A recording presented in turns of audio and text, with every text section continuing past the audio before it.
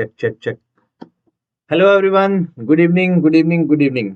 ठीक है, आज हम जो है थोड़ा देखने जा रहे हैं, एक थोड़ा सा अलग सा टॉपिक है। बेसिकली बहुत कॉमन मेन स्ट्रीम टॉपिक भी होता है, स्टूडेंट्स को लगता है कि यही जो है हमारा मेन टॉपिक होना चाहिए कि ज्यादा स्कोर कैसे करें, ज्यादा से ज्यादा स्कोर कैसे करें। आजकल तो लोग जो है 750 में से 750 भी फोड़ दे रहे हैं, फाड़ फड़ा के कर ही दे रहे हैं पेपर के वो लोग।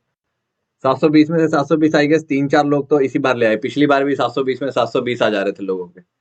ठीक है, हम फिजिक्स में फिर भी एक रियलिस्टिक जो एवरेज, मतलब अगर कोई बहुत ही ब्रिलियंट चाइल्ड है, बहुत ही मेहनत करके गया है तो 750 में 720 लेकर के आएगा। 50 तो नहीं लेके आएगा, 720 लेके आएगा।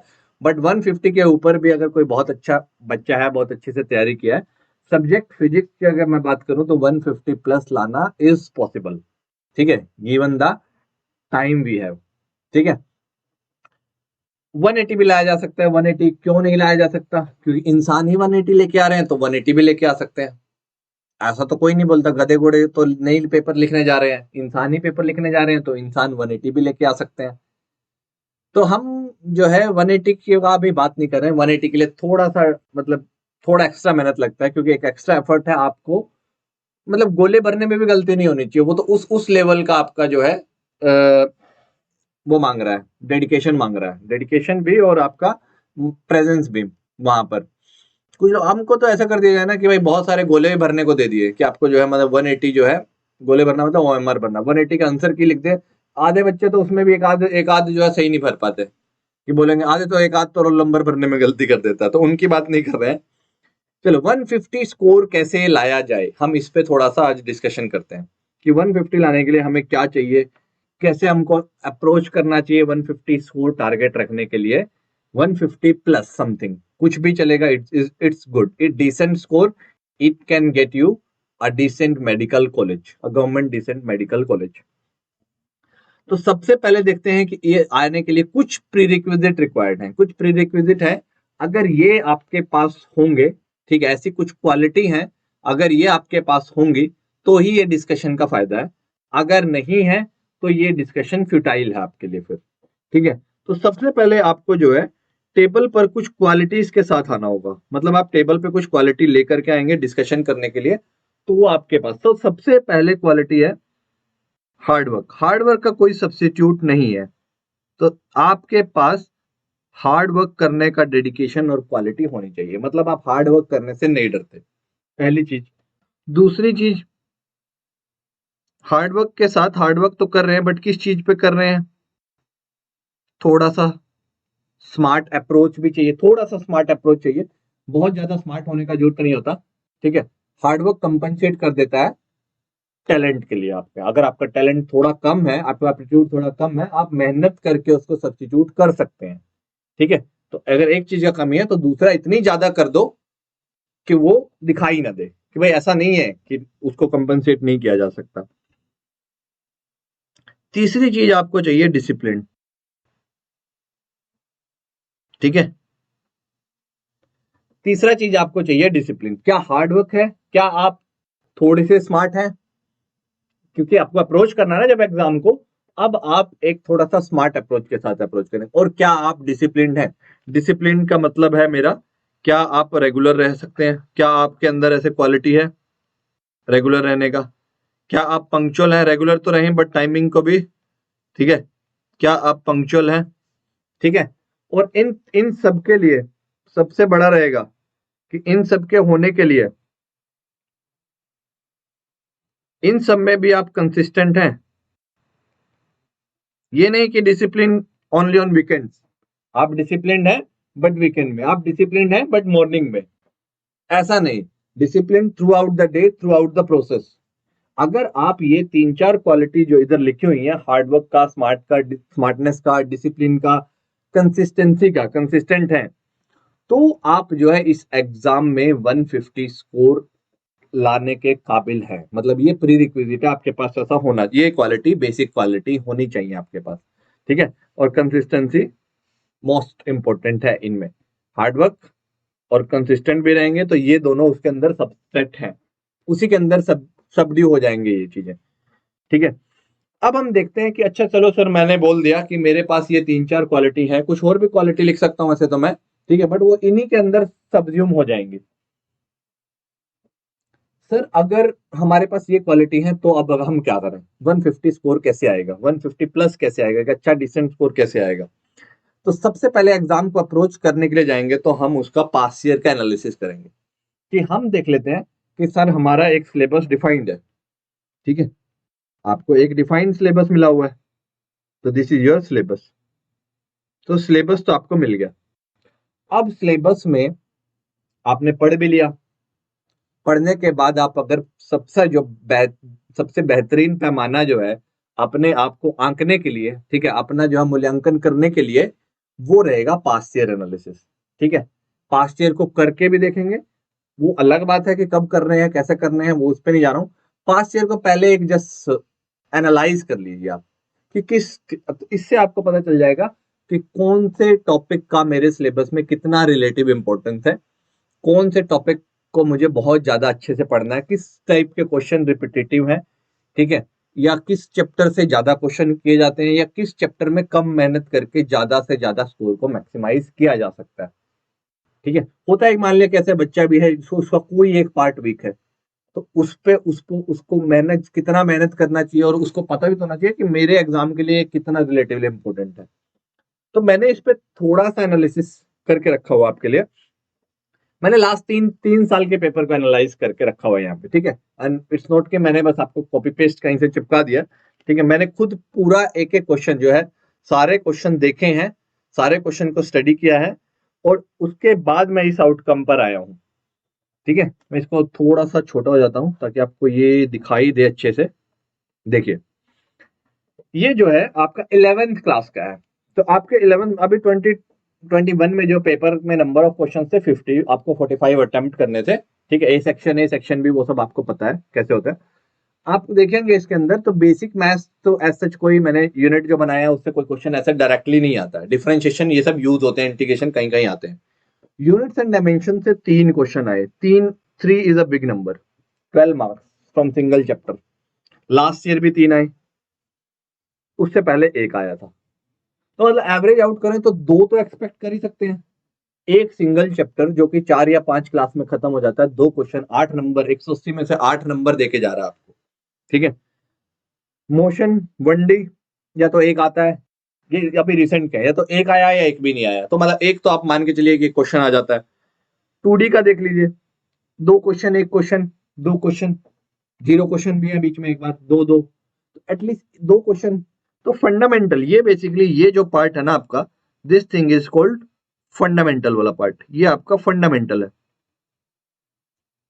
ठीक है, तो फंडामेंटल मतलब यूनिट्स, इनिशियल, मोशन, 1D और ये सब जो आपको फंडामेंटल्स जो आपके चलते हैं फिजिक्स में। तो फंडामेंटल से आप कुछ कितने क्वेश्चन एक्सपेक्ट कर सकते हैं, 3, 4, 5, 6, तो 6 तो इसी साल 45 में से अगर आपको 6 क्वेश्चन करने के लिए, क्वेश्चन नंबर 50 थे बट 45 में आपको 6 करने के लिए आ जा रहे हैं फंडामेंटल से, तो वेटेज बहुत ज्यादा है।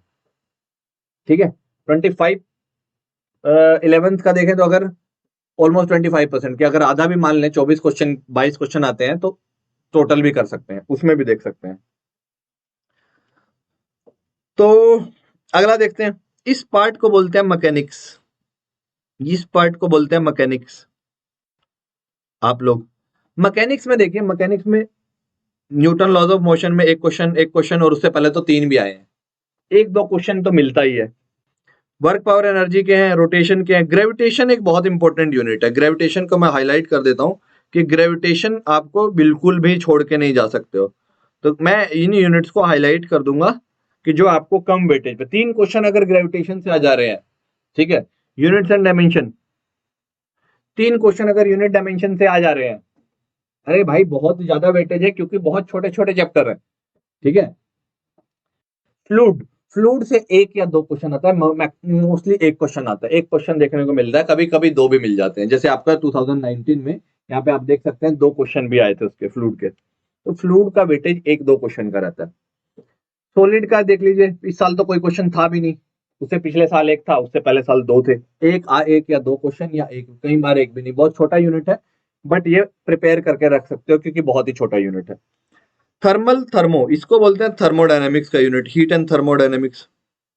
ठीक है, this is called heat and thermo. तो हीट एंड थर्मो से आपके पास इस साल बहुत कम वेटेज था, ठीक है। जनरली वैसे कितना कितने आते हैं देखो, पिछले साल तो फिर भी कुछ सिग्निफिकेंट वेटेज था हमारे पास 5 क्वेश्चन का, बट इस साल तो हमारे पास कितने क्वेश्चन आए थे, यहाँ देखो, इस साल तो पिछले बार तो 5 क्वेश्चन थे भी, बट इस साल तो सिर्फ 2 ही क्वेश्चन थे।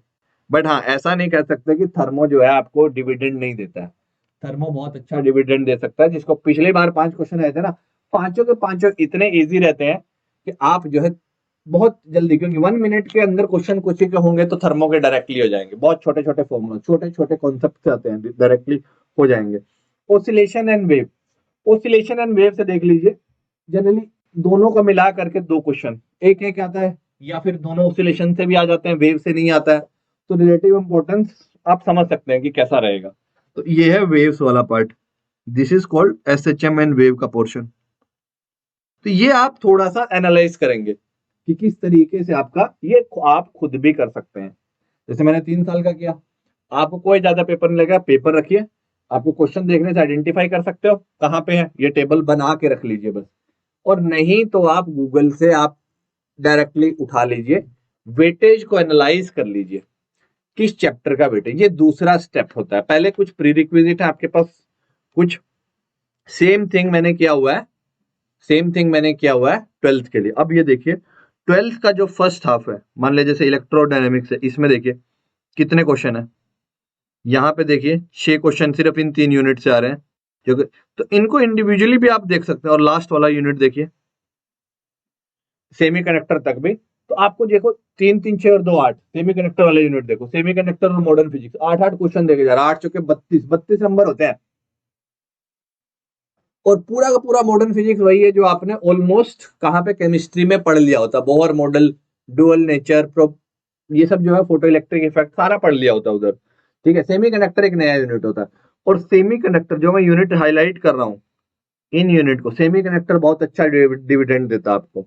ईएम वेव आपको बहुत अच्छा डिविडेंड देता है ये, ठीक है। मान लिया ईवीएम वेव के 2 क्वेश्चन, देखो ईवीएम वेव बिल्कुल छोटा सा यूनिट है, हार्डली आप 2 घंटे में प्रिपेयर कर सकते हैं। बट अगर 2 क्वेश्चन आ गए ना, तो 2 क्वेश्चन आपको 8 नंबर चुटकी में दे के जाएंगे, ठीक है। तो ये सब पता होना। जैसे करंट बहुत अच्छा चैप्टर है, करंट को आप प्रिपेयर करके रखेंगे तो करंट आपको देखो 453, मतलब ऑलमोस्ट 4 क्वेश्चन एवरेज, 16 नंबर का सिंगल चैप्टर है। आप बस ये माइंड में रखेंगे ना, तो आप अपने स्टिकी नोट्स या कहीं पे आपने अपने सामने इनको लगा लीजिए एनालिसिस करके खुद का। जब खुद करेंगे ना तो आपको थोड़ा सा शार्प अच्छा देखेंगे, भाई हाँ भाई 4 क्वेश्चन आए हुए हैं, 3 क्वेश्चन आए हुए हैं, तो उसका रिलेटिव इंपॉर्टेंस आपको खुद पता चल जाएगा। पहली बात, अगर आप ये खुद करके रखेंगे तो, ठीक है। ये मैंने जस्ट एक आइडिया दिया आपको कि आप इस तरीके से करके रखेंगे। बहुत पीछे का मत करिए, 1 2 साल का, 3 का तो आप यही कॉपी कर लीजिए क्योंकि कर दिया है मैंने आपके लिए। 3 साल का और कर लीजिए ताकि आप 5 6 साल में ओके एक ट्रेंड पता चल जाए कि हाँ सर कैसा क्या करेंगे, ठीक है। तो चलो सर, हमने अपनी कुछ बेसिक क्वालिटी आपको बता दी कि मेरे पास है, मैंने पेपर का एनालिसिस भी कर लिया। अब क्या करना चाहिए, मेरे को पता है कि सर किस चैप्टर को कितना इंपॉर्टेंस देना है, क्या करना है, पढ़ना कैसे है, क्या करके कैसे नंबर आएंगे। तो सबसे पहले चलते हैं आपका स्टैटिक रिसोर्सेज। क्या आपके स्टैटिक रिसोर्सेज होने चाहिए, आपको उसका एग्जैक्टली पता होना चाहिए। स्टैटिक रिसोर्सेज मतलब जिनको आप चेंज ना करते रहो, वही फिक्स रखो, फिक्स रिसोर्सेज बेसिकली। तो सबसे पहले कौन सा रिसोर्स रखेंगे आप, सबसे पहले कौन सा रिसोर्स रखते हैं, सबसे पहले आपका जो रिसोर्स रहेगा आपके नोट्स, सेल्फ नोट्स, ठीक है। ये सेल्फ नोट्स रहेंगे। सबसे पहला रिसोर्स आपका बेसिक रिसोर्स होता है जो आपने अपने लिए नोट्स बनाए हैं, क्योंकि वो आपने अपनी समझ बूझ को सीख करके बनाए गए हैं नोट्स हैं वो, ठीक है। अब जब वो नोट्स आपके पास रहेंगे तो सबसे पहला है कि ये आपके लिए कॉन्फिडेंस बूस्टर का काम करते हैं, ठीक है। These are your confidence booster. जब आपके नोट से क्वेश्चन देखते हो ना आप कि सर ये तो क्वेश्चन मेरे नोट से ही आया हुआ है, तो ये कॉन्फिडेंस बूस्टर के टाइप काम करते हैं कि भाई ये तो मेरे पहले पेज पे था, ये तो मैंने देखा हुआ था, मेरे इसके करंट के पेज पे ये वाला 4th पेज का है, सीधा का सीधा क्वेश्चन है। जब इस तरीके से मिलता है ना तो एग्जाम लगता है इजी है, और एग्जाम में इजी होता भी है। जो लोग स्कोर कर रहे हैं ना, उनके नोट्स से सारे क्वेश्चन मिलते हैं उनको, क्योंकि वो इतना वेल प्रिपेयर्ड नोट्स बनाते हैं। सेकंड, और यहाँ पे सेल्फ नोट का मतलब क्लास नोट्स की भी बात की जा रही है, जो आपको क्लास में मिले हैं क्योंकि वो आपने बनाए हैं सीखते सीखते। ठीक है। सेकंड जो है आपके पास कुछ बुक्स, बुक्स कौन सी रहनी चाहिए? सबसे पहले तो आपका एनसीईआरटी, एनसीईआरटी आपके पास एक साथ में इसी को फॉलो करना है। एनसीईआरटी के लिए जो है बेसिक बुक है, सबसे स्टैंडर्ड बुक है, जो प्रेस्क्राइब की जा रही है, सीबीएसई ने प्रेस्क्राइब की है। आप लोग इधर उधर की सारी किताब पढ़ जाते हैं, ये बुक छोड़ देते हैं, इसको छोड़ना नहीं होता है, ये करनी है, ये करनी होती है, और बहुत ज्यादा बड़ी नहीं होती। जैसे जैसे क्लास खत्म होती रहती है, जैसे जैसे हम लेक्चर ले भी रहे हैं आपके लिए, ठीक है, तो आप उसके साथ साथ इसको करते रहिए। एनसीईआरटी के साथ एनसीईआरटी एक एग्जाम्पलर भी आती है, वो बस प्रॉब्लम बुक रहती है। एनसीईआरटी एग्जाम्पलर बहुत अच्छे अच्छे क्वालिटी के प्रॉब्लम होते हैं। ये बेसिकली इंश्योर करते हैं कि जो आपने कॉन्सेप्ट सीखा है, क्या वो आप अप्लाई भी कर पा रहे हैं। छोटे छोटे एप्लीकेशन बेस्ड क्वेश्चन रहते हैं, अच्छे क्वालिटी क्वेश्चंस रहते हैं। फोर्थ आपके पास कुछ, अगर इसके अलावा कोई सोर्सेस रहना चाहिए, तो आपके पास एमटीजी का फिंगर टिप्स आता है एक, MTG finger tips, NCERT on finger tips करके, एमटीजी का पब्लिकेशन क्या है, ठीक है। बट वो एक अच्छा क्वालिटी बुक है, क्योंकि वो एनसीईआरटी से बेस्ड क्वेश्चन को उठा लिया सारा का सारा। तो जितने जितने कॉन्सेप्ट पे क्वेश्चन बन सकते थे, वो सारे के सारे, अगर एनसीईआरटी पढ़ी हुई है, समझी हुई है, तो आप ये बुक लगाएंगे तो थोड़ा सा और मोटिवेट फील करेंगे उस चैप्टर को लेकर के, जहां पे भी आप लैक कर रहे हैं।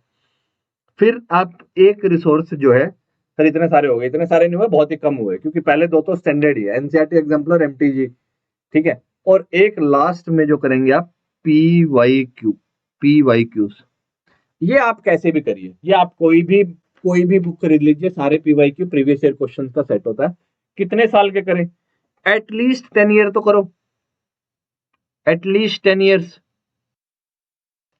क्योंकि एटलीस्ट 10 ईयर से मतलब क्या है बच्चे मेरा, कि जब 10 साल के लिए करके करके जाओगे ना, आप 10 साल का देखोगे, 10 साल में एक ट्रेंड पता चल जाएगा टाइप ऑफ क्वेश्चन की, भाई किस किस टॉपिक से इस चैप्टर के मैंने पढ़ लिया, समझ भी लिया, एनसीईआरटी भी लगा ली, मैं प्रीवियस ईयर क्वेश्चन देखता हूँ। और सबसे पहले यही किया करो, क्लास नोट्स एनसीईआरटी किया, सबसे पहले प्रीवियस ईयर क्वेश्चन को देखा, फिर उसके बाद यहां पर गए। ये 5 है। अगर आप इसके अलावा भागना चाहते हैं तो कोई दिक्कत नहीं है, आप जितना भी भागिए, ठीक है। बट ये जितना आपको डिविडेंड देगा प्रीवियस ईयर करने पे, उतना जितना कॉन्फिडेंस बूस्टर ये रहेंगे आपके लिए, आपको कभी लो फील नहीं होने देंगे कि अगर आपने इतना होमवर्क करके रखा हुआ, बहुत सफिशिएंट है, ठीक है। मतलब इसी से ही आप जो है, इतना करने से ही आप एक एक चैप्टर के कम से कम 150-200 प्रॉब्लम सोल्व करके बैठे हुए हैं, कॉन्सेप्ट समझ के बैठे हुए हैं, नोट्स आपके रेडी हैं। फिर अगला, सर चलो मैंने सर ये भी मान लिया आपकी बात, कि हम नोट्स भी रख लेते हैं, ये बुक स्टैटिक बुक रख लेते हैं, इसके अलावा अभी हम कुछ बुक को नहीं छेड़ते हैं, इतना कर लेते हैं पहले। क्या अब 150 आ जाएगा सर? अभी इसका मतलब है कि आपने पूरा सिलेबस कवर कर लिया है, ठीक है। ये मैं मान रहा हूं कि पूरा सिलेबस कवर हो गया, कोई ऐसा सेक्शन छूटा नहीं है। और जहां जहां आपको कमियां पता है कि भाई ये क्वेश्चन है, उसका रिलेटिव इंपॉर्टेंस भी पता है, तो उस पर थोड़ा आप होमवर्क हार्डवर्क करेंगे। ये आपको इंश्योर करना है, क्योंकि आपके अंदर वो बेसिक 4 क्वालिटी थी।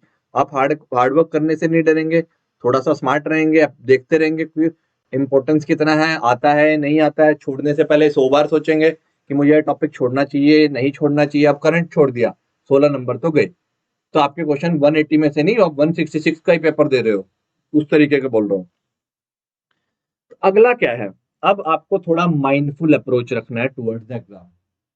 सर ये माइंडफुल का क्या मतलब होता है? माइंडफुल मतलब सावधान, सावधान तरीके से, सावधानी से आपको एग्जाम को अप्रोच करना है, ठीक है। अगर आपके पास ये सारी चीजें रेडी हैं, तो अब आप जो है कुछ कुछ जो है चीजें जो आप करना नहीं चाहिए वो करते हो, ठीक है, वो थोड़ा अवॉइड करनी है। जैसे distractions, mindful approach, mindful approach में कि अब आपको पता है कि आपके एग्जाम में, तो you can not afford distraction, तो आप डिस्ट्रैक्शंस को दूर रखेंगे, पहली बात, ठीक है। नो डिस्ट्रैक्शन, कोई भी किसी टाइप का डिस्ट्रैक्शन आना नहीं चाहिए।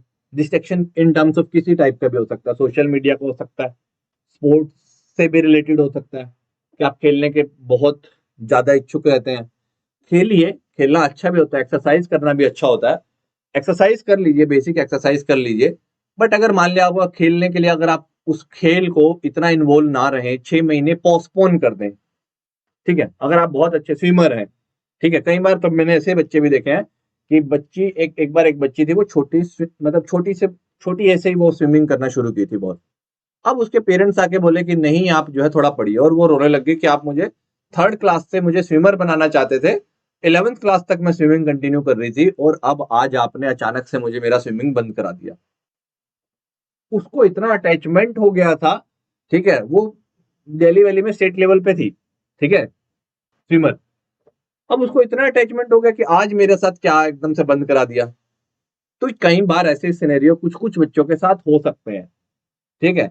मतलब शी लिटरली क्राइड, मतलब वो रो रही थी, मुझे समझ नहीं आ रहा था मैं इसको क्या बोलूं, मुझे बस यही बोलना पड़ा कि भाई आपको कोई छोड़ने को नहीं बोल रहा है, आपको जस्ट थोड़ा पोस्टपोन करने को बोल रहे हैं आपके पेरेंट्स, कि एग्जाम बहुत पास में है, तो 5-6 महीने अगर आप इसको बंद रखेंगे या इसको थोड़ा कम इन्वॉल्वमेंट रहेंगे तो आप इधर टाइम दे पाएंगे। बेसिकली टाइम है 24 घंटे ही है, उसमें से इधर ज्यादा देंगे तो डिविडेंड का बात हो रहा है। बेसिकली आप कॉलेज में जाइए, आप अपने जो भी आपको परस्यू करना है परस्यू कर सकते हैं आप।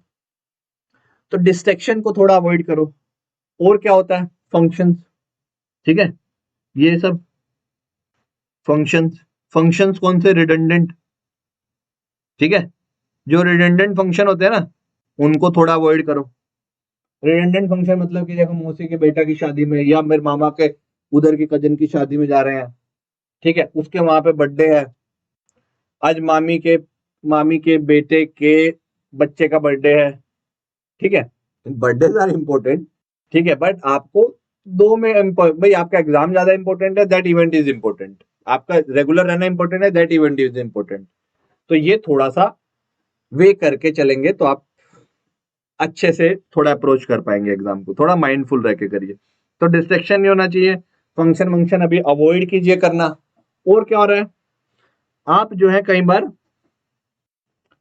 कुछ लोग आज लोग रिलेशनशिप बहुत जल्दी चाहते हैं कि हम जो है अभी हम देखे आइडियल रिलेशनशिप देके दिखाते हैं जमाने को, ठीक है, तो आप उसको भी थोड़ा पोस्टपोन कर दीजिए, ठीक है। एक जो है मतलब एक कुछ ऐसे रिलेशनशिप में फंस जाते हैं कि कुछ प्रूव करना है कि भाई देखो देखो, फिर ब्रेकअप हो गया तो फिर ठुकरा के मेरा प्यार तो इंतकाम देखेगी, वो लोग भी वैसा भी कि मेरा बदला मैं तो बदला तुमसे लूंगा, आईएएस बन जाऊंगा, ये हो जाएगा वो हो जाएगा, वैसा कुछ नहीं करना है।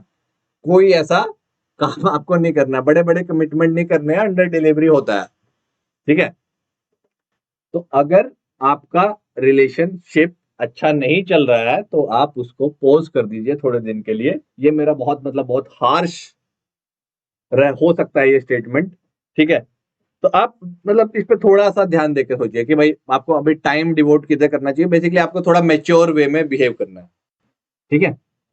तो उसको थोड़ा सा देखिए, आप अगर आपको वो परेशान कर रहा है, आपकी स्टडी को वो हैम्पर कर रहा है, तो थोड़ा सा वे आउट करिए चीजों को, वैसे भी वहां पे भी, ठीक है, क्योंकि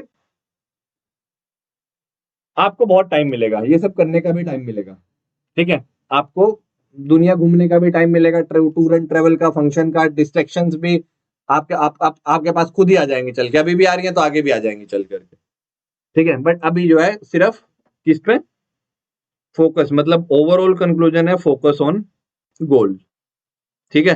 जैसे घोड़े का नहीं होता, देखा आपने घोड़े को आंख पे से वो बांध देते हैं साइड में, जब आपने कभी घोड़ा देखा होगा चलते हुए रोड वोड पे, ठीक है, घोड़ा गाड़ी पे बंधा रहता है, शादी वादी में आता है तो उसके देखा ऐसे बांध देते हैं। वो ऐसा क्यों करते हैं पता है, ताकि उसको इधर उधर दिखाई ना दे, बस सीधा चलना है। तो वैसा ही समझ लीजिए, बस वो बन जाइए और सीधा चलते रहिए, जिधर बोला गया है उधर चलते रहिए।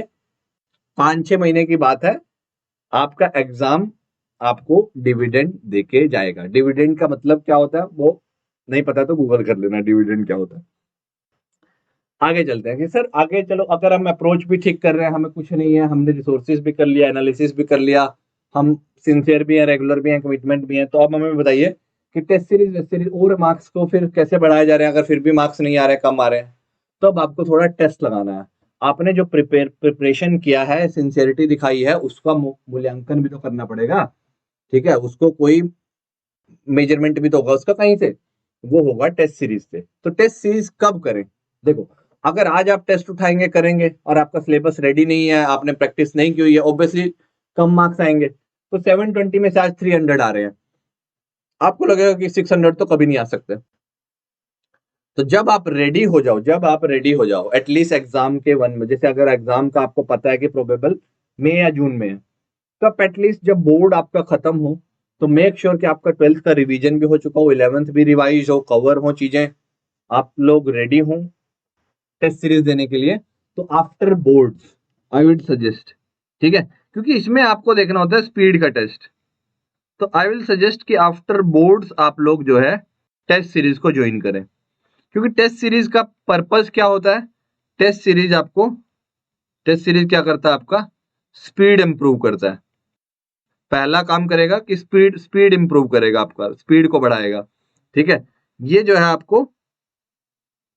आपकी एक्यूरेसी को बढ़ाएगा, एक्यूरेसी मतलब एक्यूरेसी को इंक्रीज करेगा। जैसे आप कई बार क्या होता है, छोटी छोटी मिस्टेक हो जाती है, न्यूटन ने वो यूनिट नहीं देखा, सेंटीमीटर में था, मीटर में था, तो थोड़ा गड़बड़ हो जाता है। तो अगर टेस्ट सीरीज में करते हो तो आपकी स्पीड बढ़ेगी, क्वेश्चन को करने की एक्यूरेसी बढ़ेगी, स्कोर इंप्रूव होगा, आपको क्या पता चलेंगी, यहां से मिस्टेक रियलाइजेशन होगा, ठीक है, आपको कि भाई मेरा मिस्टेक कहां पर हो रहा है, कहां पे आपको इंप्रूव करना है, जब आप कब करेंगे। बट इसका टेस्ट सीरीज का क्या करना जरूरी है, टेस्ट सीरीज का एनालिसिस करना बहुत इंपॉर्टेंट है। अगर आप एनालिसिस नहीं कर रहे हैं, ठीक है, एनालिसिस इज इंपॉर्टेंट।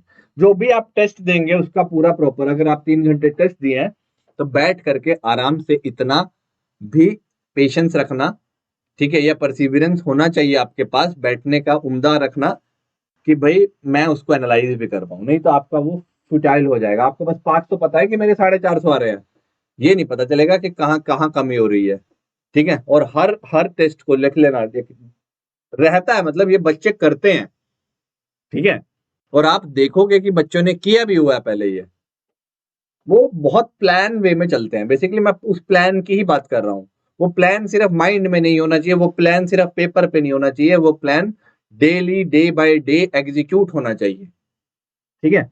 तो वो एनालिसिस बहुत जरूरी है आपके लिए करना, ठीक है। तो आई विल सजेस्ट कि आफ्टर बोर्ड जो है आप ये टेस्ट सीरीज देना स्टार्ट कीजिए, कहा जहां जहां कमियां दिखती रहेंगे आप जो है उसको फिल कर दे दीजिए वॉइड को, ठीक है। हाँ, अगर आपको लग रहा है कि सर मेरे तो 200 ही आ रहे हैं, 150 ही आ रहे हैं, तो मतलब फिर आपका अंडरलाइन होमवर्क ही बहुत वीक हो रखा है, ठीक है। तो उस स्टेज पे नहीं, आप अपने पे थोड़ा कॉन्फिडेंस रखिए, नोट्स जो बेसिक फंडामेंटल चीजें हैं वो आपका साथ देंगी, ठीक है। नाव में छोटे छोटे छेद है उसको फिल किया जा सकता है, ठीक है, बट नाव में जो है बीच में बनाना ही भूल गए कोई चीज, कि पानी घुसने का एंट्रेंस तो आप खुद ही दे दिए, फिर तो वो डूबी जाएगी, उसकी बात नहीं कर रहे हैं।